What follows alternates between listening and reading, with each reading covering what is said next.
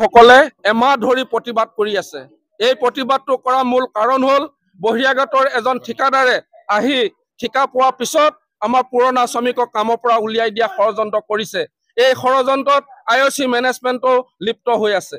গতিকে আমি IOC মেনেজমেণ্টক জনাই দিব বিচাৰিছো আজি এই প্ৰতিবাদৰ মাজেদি, যদি আমাৰ এই সমস্যা সমাধান নহয় তেতিয়াহ'লে ডিগবৈ ঠিকা শ্ৰমিকে অনিৰ্দিষ্ট কাললৈকে বন্ধ ঘোষণা কৰিব। এই ডিগবৈ শোধনাগাৰ যদি বন্ধ ঘোষণা হয় তাৰ ৰেছপন্সিবিলিটি IOC মেনেজমেণ্ট আৰু বহিৰাগত ঠিকাদাৰজন হ'ব।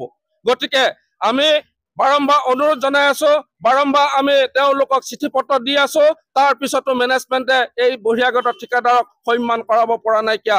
আজি পুৰণা শ্ৰমিকক কামৰ পৰা উলিয়াই দিয়া যি ষড়যন্ত্ৰ চলিছে, এই ষড়যন্ত্ৰত কিন্তু আমি ডিগবৈ ঠিকা শ্ৰমিক কিন্তু কেতিয়াও বহি নাথাকো। প্ৰয়োজন সাপেক্ষে হলে ইয়াতকৈ ভয়ংকৰ আন্দোলন আমি সৃষ্টি কৰিম।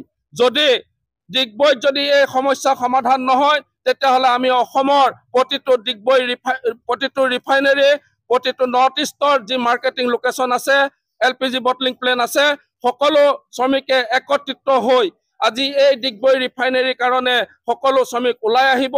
এই কথা মই স্পষ্টভাৱে আপোনালোকক জনাই দিব বিচাৰিছো মিডিয়া যোগে।